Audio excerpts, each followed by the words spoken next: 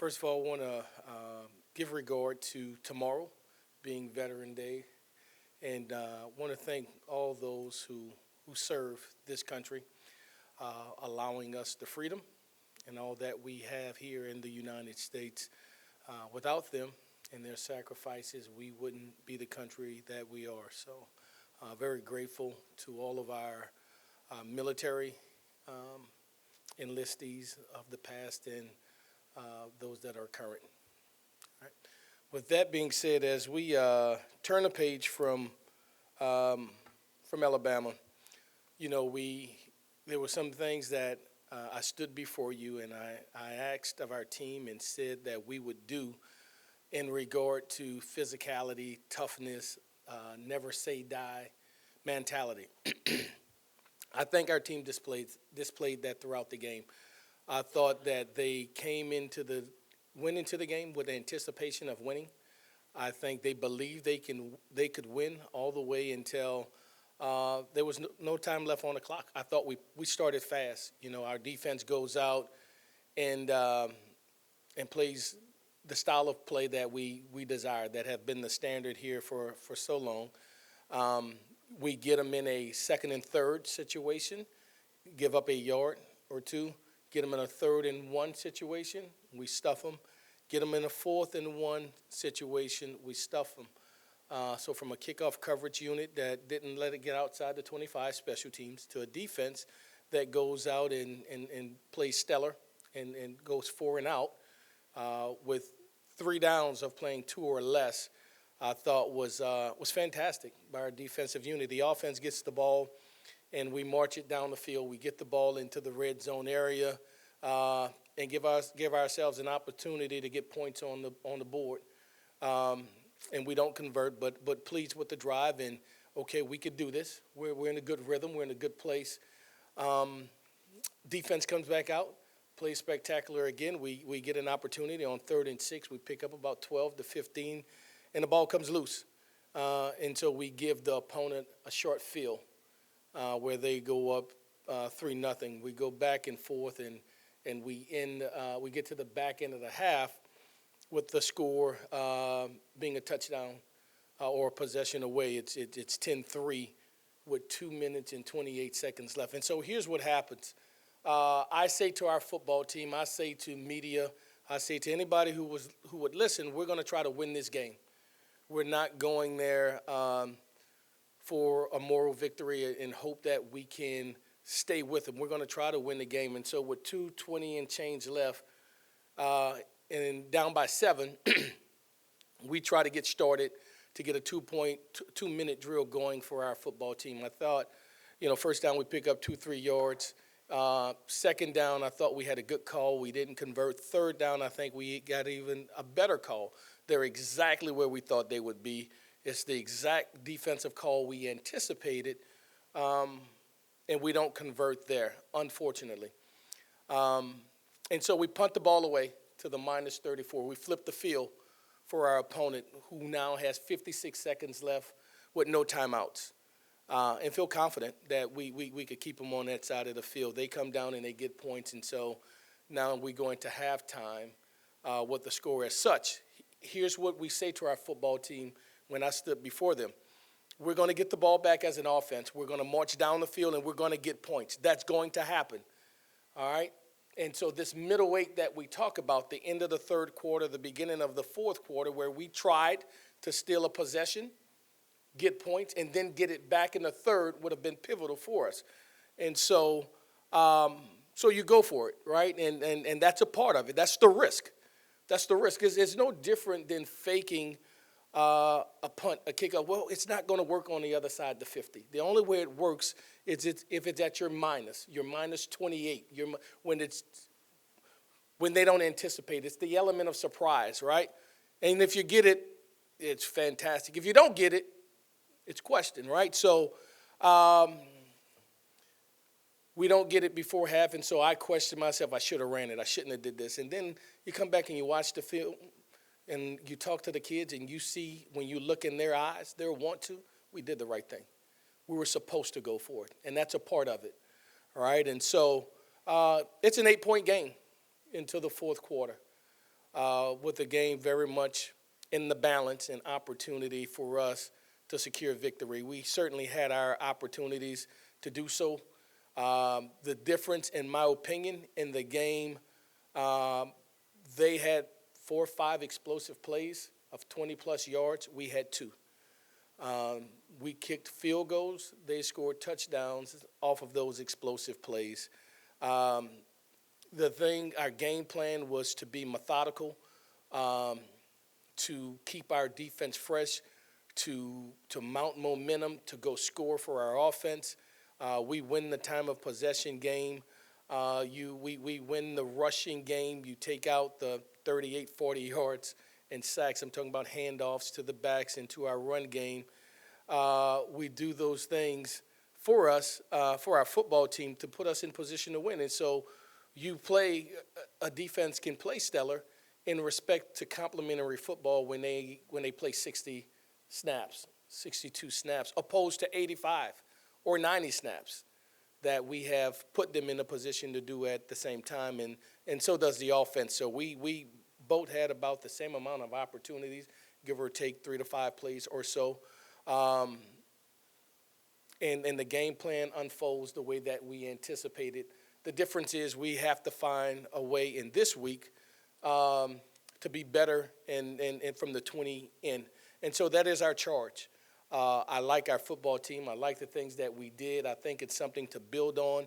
It's always a tough challenge. I don't care if it was the Millennium Game and it was 3-6, 6-9, whatever it was, those of you who were there, whether it was 2019 and a big lead that came back or everything in between. That game is going to be what it is, and it's tough sledding to go in there against one of the premier programs in the country. But I think the difference is not that great.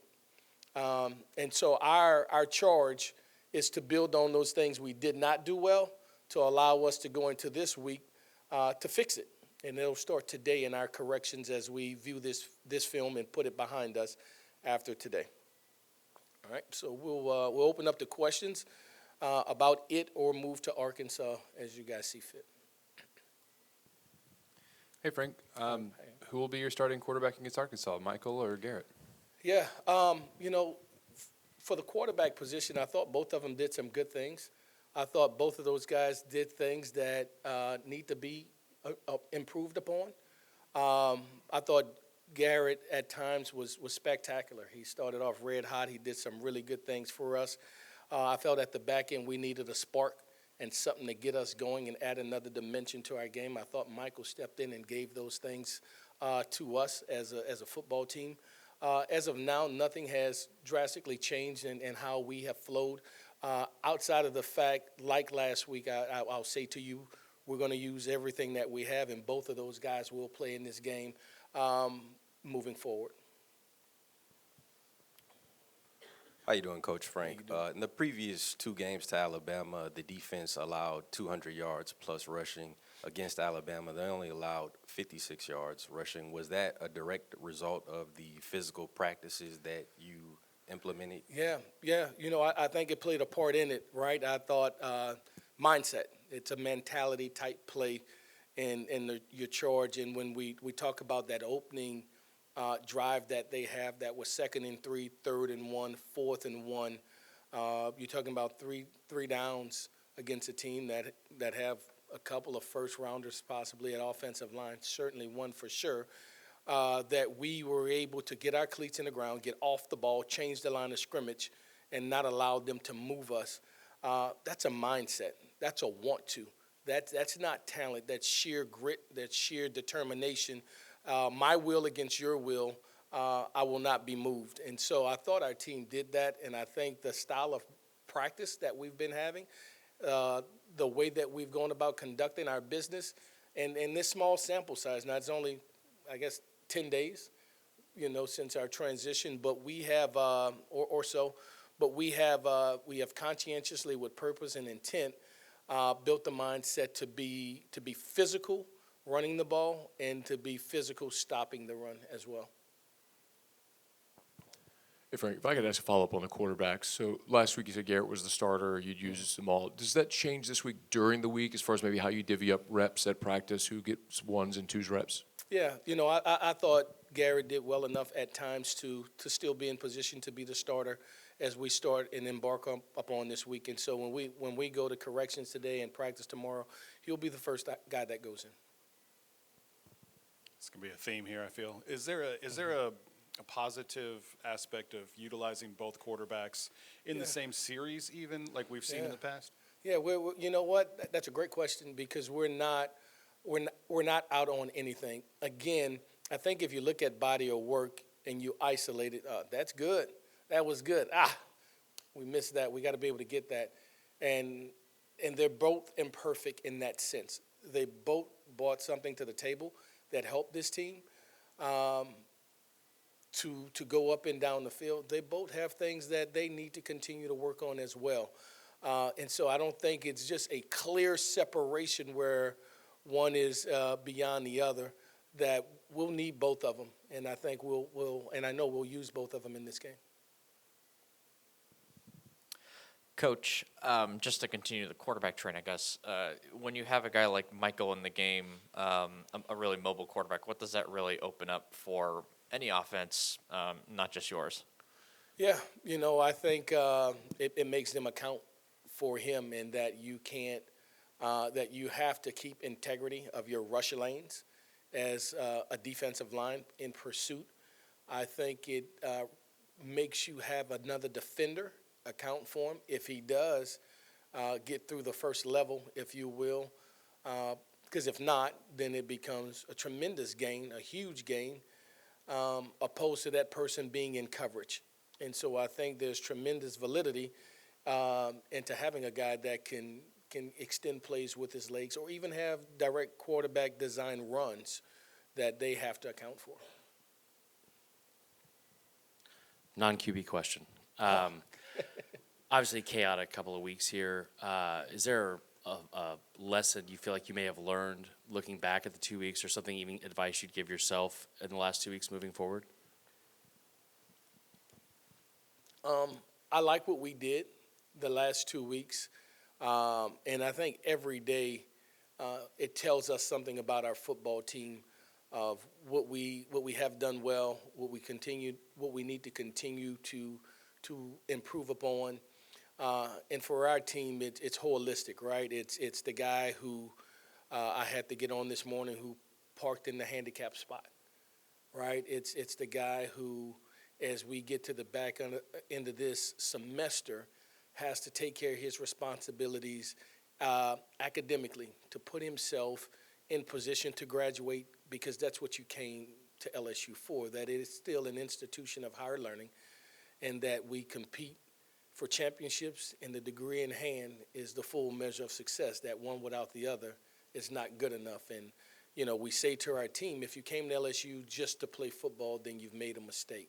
And so to answer your question, the lesson is how you do anything is how you do everything. You don't just turn it on the field. And so to continue to try to build on our culture, on those habits of do the right thing, man. Don't take shortcuts. And if you find yourself looking over your shoulder before you do something, you probably shouldn't be doing it. And that propels to the football field, right? And whether it's your assignment, whether it's in the weight room, don't cheat. Don't cheat the game. Don't cheat the game, because it'll get you. It'll get you when it gets you, right? And you'll be disappointed at that time. And so for me, and the lessons that are daily is the continuous process of building our football team to build habits that we have, of seeds that we've planted that come to fruition. Frank, the other change you made was at right tackle. So the plan there this week with Davis and Ori Williams, or anybody else that might be in the mix? Yeah, it was good to see Big Ori get out there. He's a mammoth of a man, right? Huge in stature. I thought he did a good job. We, as you saw in style of play, we did those things, not just conscientious of a pass game standpoint in depth or lack of, or quarterback, but also to protect our offensive linemen at times who are still growing up when they needed it, to be able to have a tight end, to be able to have a back, an H-back, to protect the edge, to just slow them down just a bit, because sometimes it's just the presence, or sometimes it is the nudge or the chip that slows that guy down. Here's the difference, in my opinion, of the SEC and every other conference in America: those defensive ends.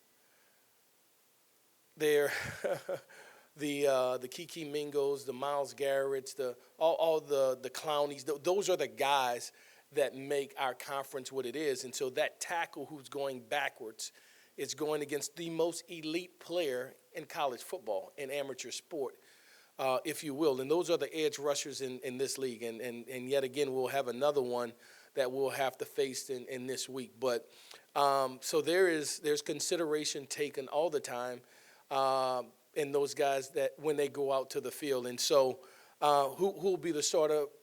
I'm not quite sure yet. One played quite a bit, and then meaning Weston, and then of course Ori Williams went in and he played quite a bit. They both did some really good things. They both did some things that still we need to build upon, but we haven't made a decision just yet on that.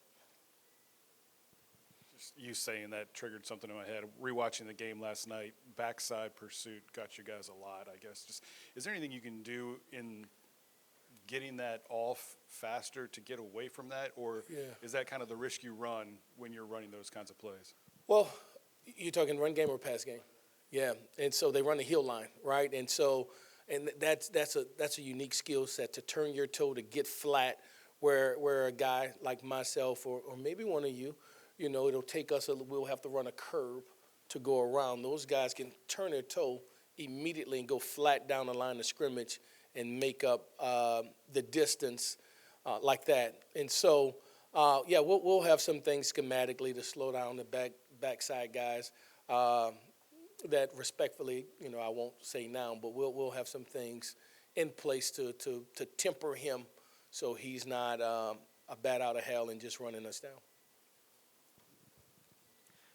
Frank, for a play caller, in your opinion, is it easier to call the second game than maybe the first? Does it take a little adjustment to your guys and learning the skill set and what they can and can't do? I think it does. I think it does. It's something as simple for me. Talk up. I can't hear you, because they're monotone. Then they talk up, and you ain't got to be that loud. Slow. And so we're learning all those dynamics within in real time. The acoustics of the stadium, and it's reverberating, and he can't hear, but he could hear, or the mic goes out. Signal it from the sideline, right? So he has the green dot. Of course, the quarterback. The coordinator's talking to him, and he can't hear.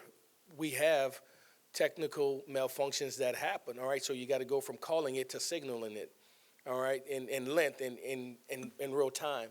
And so those things happen sometimes, and for the fan or for the media, like, oh, are you kidding me? Get the play in. Well, he can't hear.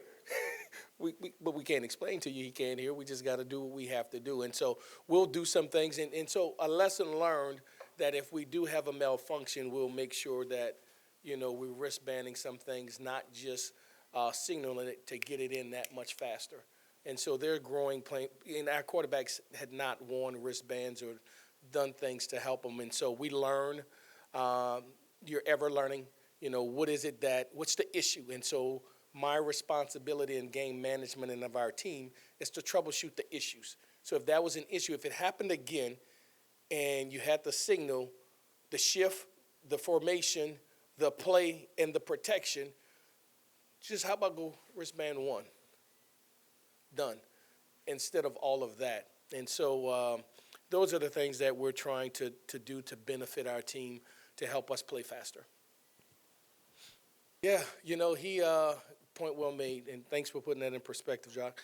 I think there's, he enjoys those things when it comes to waggles and boots and nakeds, and he thrives on them, and it allows him to naturally, in style of play, throw on a run, which is a little different than drop back and then scramble, because it's a part of, I believe, his repertoire. He can do those things naturally, and it happens. It flows for him. He's done it, as he says to me, I've been doing that since I came out the womb.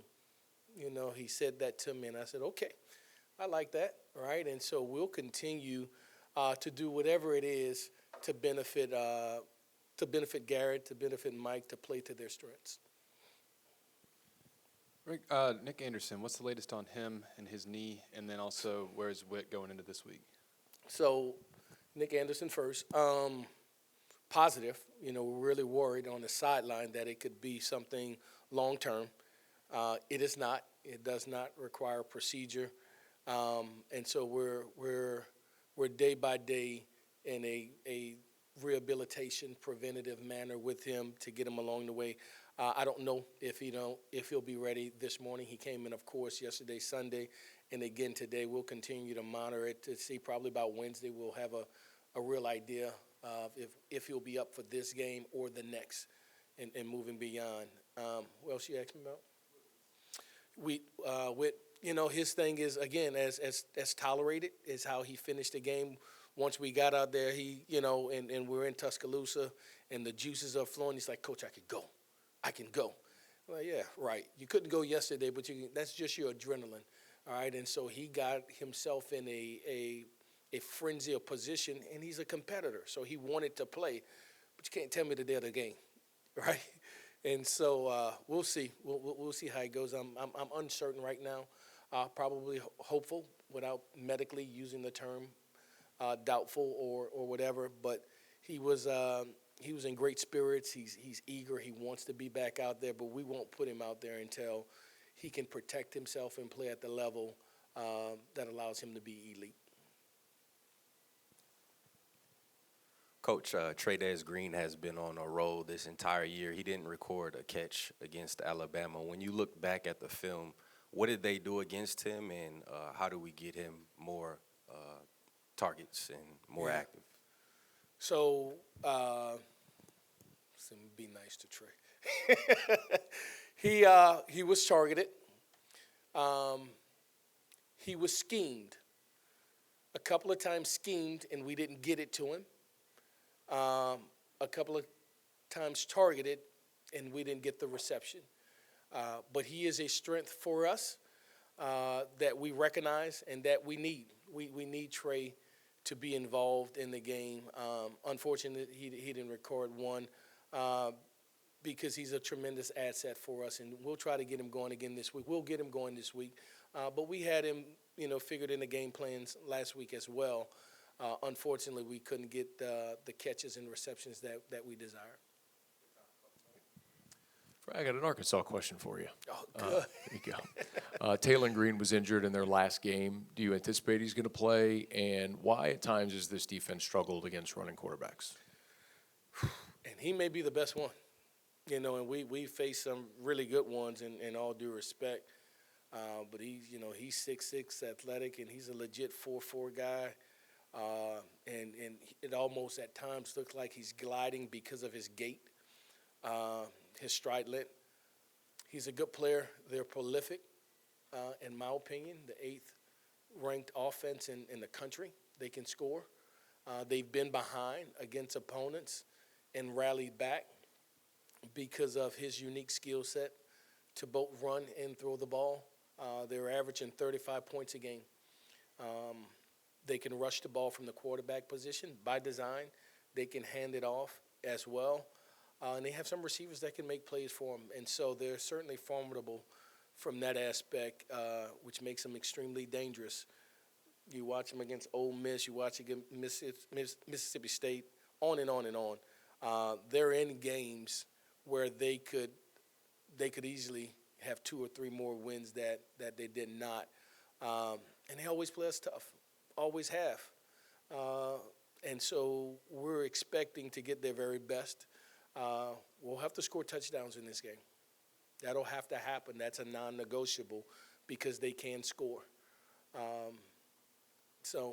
think he's a very talented player. Another Arkansas question.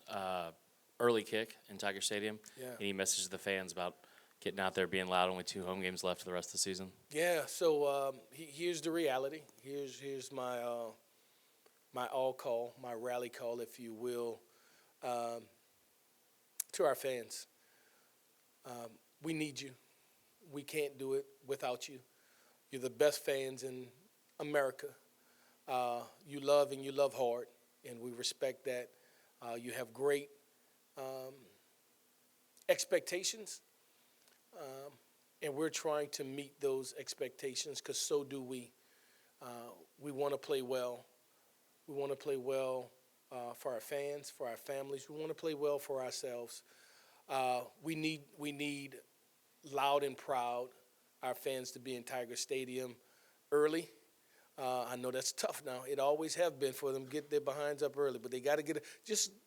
In my opinion, just come the night before, start your tailgating. I'll come around in the golf cart and high five you. All right. Now I say that, Mike. I got to do it. All right. So I'm for that though. I'm for that. Our fans who's gonna come out late Friday night.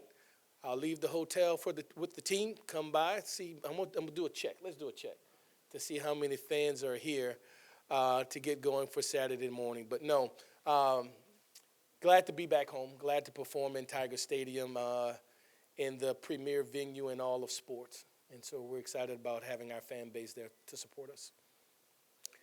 Thank you guys so much.